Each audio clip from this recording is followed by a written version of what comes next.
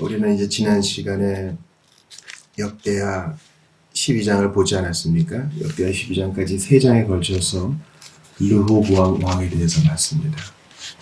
이제 오늘은 르호보암 왕의 아들인 아비야가 어떻게 나라를 다스렸는가를 봅니다. 이러한 역사적 사건을 보는 것이 의미가 있다고 했어요. 먼저 주께서는 이 구체적인 사건을 통해 우리에게 교훈을 주시고요. 또한 우리가 예수 안에서 그분을 따르는 그리스도의 삼중직을 물려받은 우리도 왕으로서, 우리도 제사장으로서, 우리도 선지자로서 일하고 사역하는데요. 우리의 왕된 사역, 우리가 어떻게 영향력을 끼치고, 어떻게 가정을 다스리고, 어떻게 직장에서 리더십을 발휘하며, 우리의 영향력 하에 있는 사람들을 어떻게 돌볼 것인가를 오늘 본문이 가르쳐 줍니다.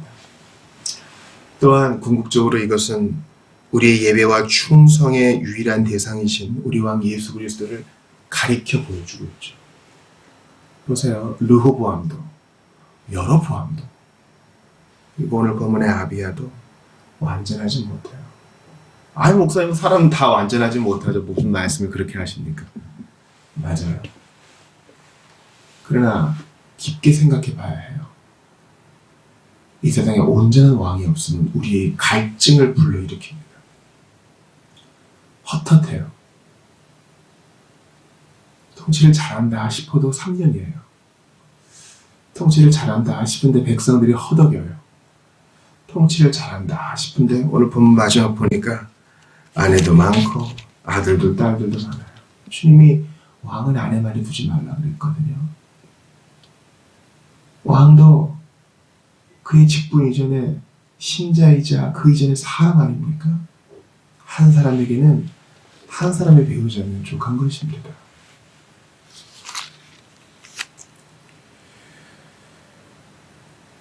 오늘 역대 13장은 하나님께 대한 경배와 믿음이 승리와 복을 가져준다는 원칙을 천명하고 있습니다. 아비야는 3년 다스렸다고 되어 있는데요. 통치 기간이 좀 짧았죠. 아비야 사건을 다루고 있는 다른 열왕기상 본문을 보면 그의 악한 일을 많이 이야기하지만 역대기 저자의 관점은 좀 다르다고 했어요. 오늘 본문 보니까 아비야는 전쟁을 지혜롭게 잘 넘긴 것 같고 역사의식도 알고 분명하고 하나님께서 다윗에게 준 언약을 인식하는 것도 명료해 보입니다. 또 그는 그의 통치 기간 동안 예배에 있어서는 나름대로 신경을 쓴 것 같아요. 그래서 그것을 근거로 여로보암을 대적합니다. 하나님께 대한 겸비와 믿음이 있었죠. 그는 오히려 자기보다 2배의 군사를 가지고 있는, 자기가 40만의 군사를 가지고 있는데 여로보암은 80만을 가지고 있죠. 그에게 쫄지 않고 두려워하지 않고 정확하게 선포합니다. 하나님이 언약을 맺으시지 않았느냐? 다윗 집안에 이 나라를 맡겨둔 거 아니냐? 그런데 솔로몬의 신하였던 여로보암이 어찌 그렇게 반역할 수 있느냐? 여러분 보세요. 나보다 덩치가 2배 큰 사람에게 눈을 똑바로 뜨고 바른 소리를 하는 거면요. 이게 글로 보는 거 말고 우리가 실전으로 생각하고 적용해보면 그렇게 쉬운 일 아니에요. 여러분 뭐 10,000명도 많은데 40만 명이 있고 40만도 많은데 80만의 대적이 있단 말이죠. 그 앞에서 이렇게 담대히 말할 수 있으면 아비야의 대단함 이전에 그가 하나님을 분명히 인식하고 있기 때문이에요. 그래서 오늘 본문을 주의하면서 좀 빠른 적용을 여러분께 제시한다면 예수 믿는 사람은 좀 감이 있어야 돼요. 담대해야 돼요. 이것은 근거 없는 것이 아닙니다.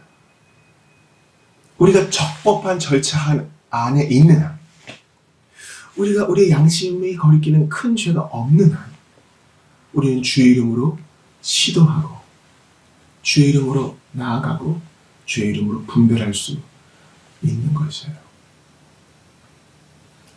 이런 예수님께서 달란트 비유하시죠. 달란트 비유 말씀하실 때 장사해서 남긴 자에게 잘하였도다. 착하고 충성된 종을 하셨지 아무것도 안 하고 무서우니까 그냥 가만히 있는 사람에게는 주님이 악하고 게으른 종이라고 그랬어요.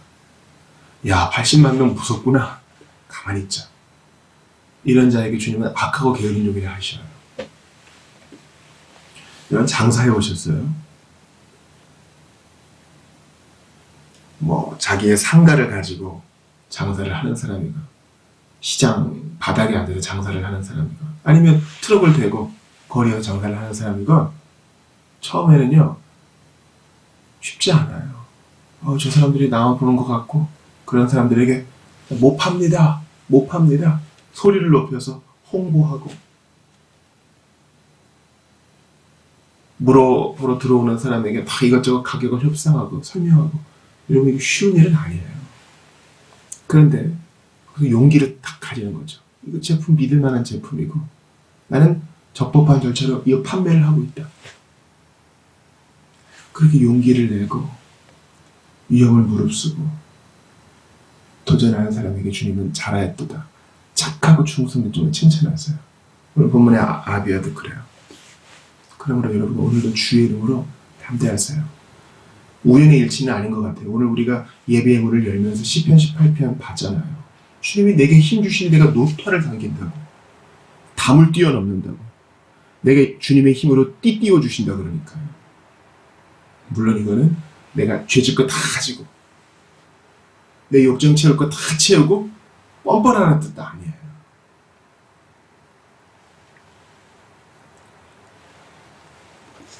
아비아는 5절의 소금 언약을 기억하며 하나님께서 우리 부족할지라도 우리나라와 맺은 언약이 있는데 너희 어찌 그러느냐 오히려 되묻고 있는 것입니다.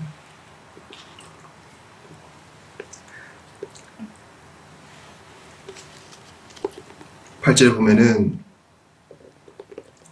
너희가 또다시 주께서 친히 다윗의 자손에게 맡겨주신 이 나라, 즉 하나님의 나라 여호와의 나라를 너희가 대적하고 있다고 그들을 꾸짖습니다.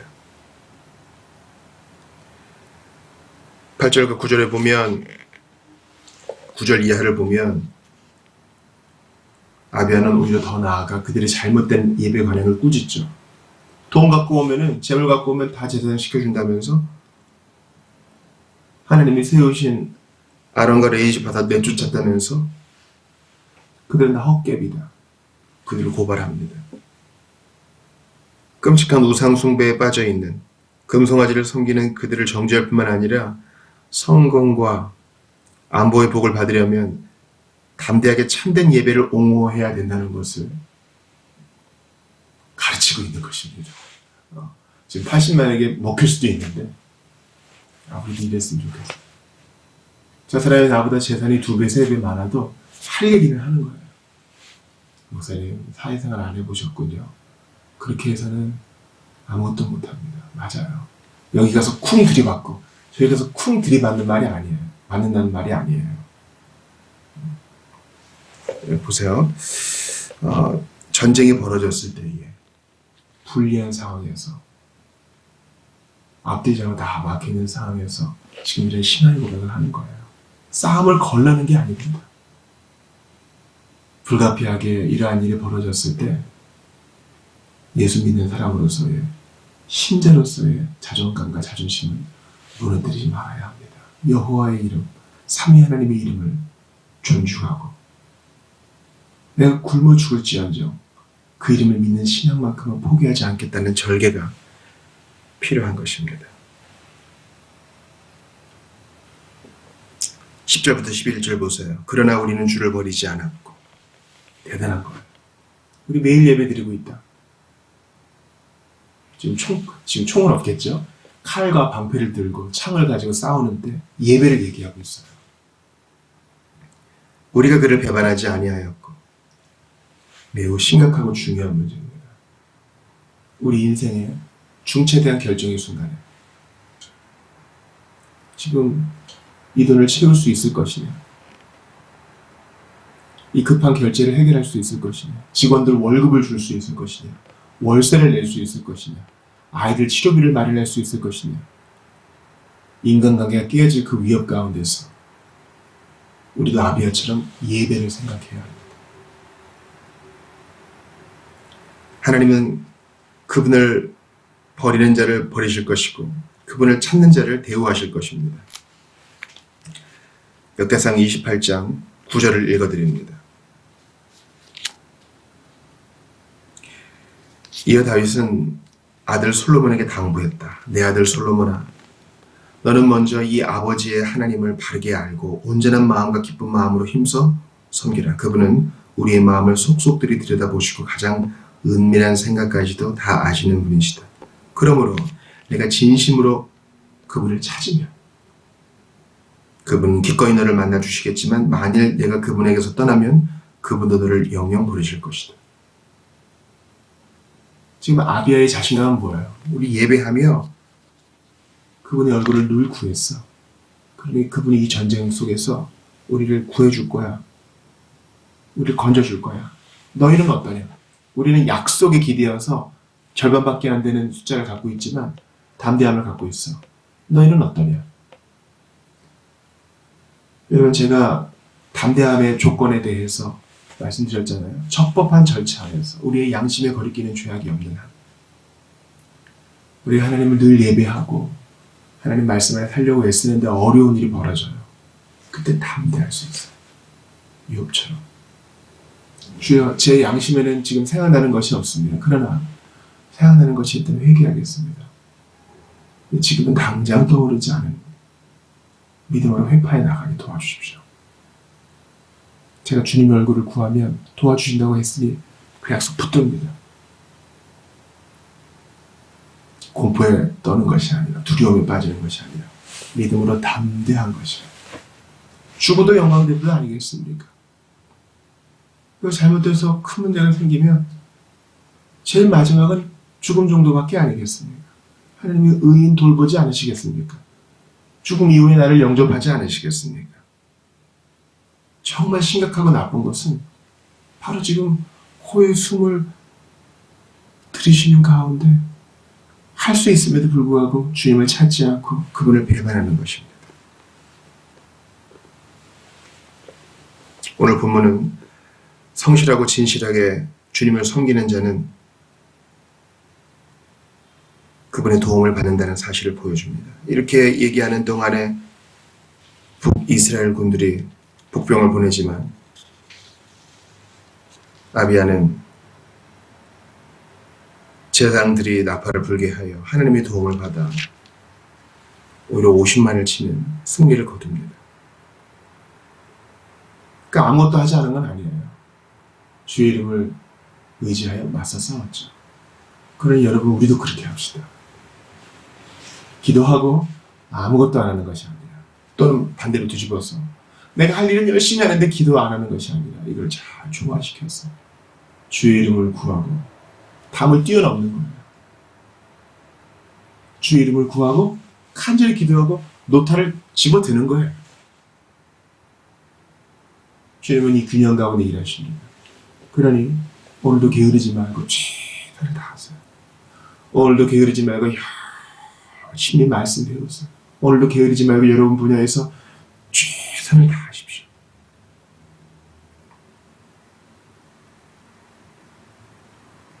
여로보암은 비참한 최후를 맞이합니다. 하나님께서는 결정적인 순간에 아비야를 지켜주셨는데 아비야가 잘나고 선행이 많아서가 아니라 그분의 약속 까닭에, 그분을 의지하는 아비야의 신앙 까닭에, 그 조상들과 맺은 그 언약 까닭에 그를 도우셔요. 기도도 안 하고 신앙생활도 변변치 못해 보이는 분들이 어떻게 버텨나가는 것을 봅니다. 그의 선조들의 기도, 그의 선조들과 맺은 하나님의 언약 때문일 수도 있어요. 그러므로 우리는 일이 잘 풀려나갈 때 교만하면 안 돼요. 내가 열심히 했기 때문이지. 아니에요. 궁극적으로는 하나님의 도우심과 은총이에요. 부차적인 이유로는 내가 얼굴도 보지 못한 이들의 기도, 그분의 헌신 까닭입니다. 아비야도 그의 선조인 다윗과 솔로몬, 그들과 맺은 하나님의 언약가에게 이 위기를 넘길 수 있었던 것입니다. 그러므로 오늘도 우리 다가올 세대를 위해서 기도를 심읍시다. 또한 나 자신을 위해서 경건의 눈물을 뿌립시다. 하나님의 명령이니 오늘도 왕 대신 주 예수님 앞에 우리의 충성을 드리며 범사에 의의 길로만 걸으시는 여러분들 다 되시기를 바랍니다. 우리 왕 대신 예수님이 마귀의 공격으로부터 우리를 보호하세요. 아비야가 선포한 것보다 더 분명하게 마귀가 참소합니다. 이런 잘못 저런 잘못 했지 않았습니까? 네, 우리 예수님은 언약의 근거에서 말씀하십니다. 내가 그를 위해 죽지 않았느냐? 내가 그를 위해 피 흘리지 않았느냐? 내가 내 피로 산 내 백성 아니냐? 성부께서 내 안에서 이 자들을 무죄로 보시지 않느냐? 너는 썩 꺼져라. 천사들을 명령하여 우리에게 다시 새로운 옷을 입으시고 우리를 깨끗하게 단장해 주시고 다시 파송하시는 복되신 왕이십니다. 그 왕께 오늘도 우리의 사랑과 충성을 드리는 여러분들 다 되시기를 주의 이름으로 축원합니다.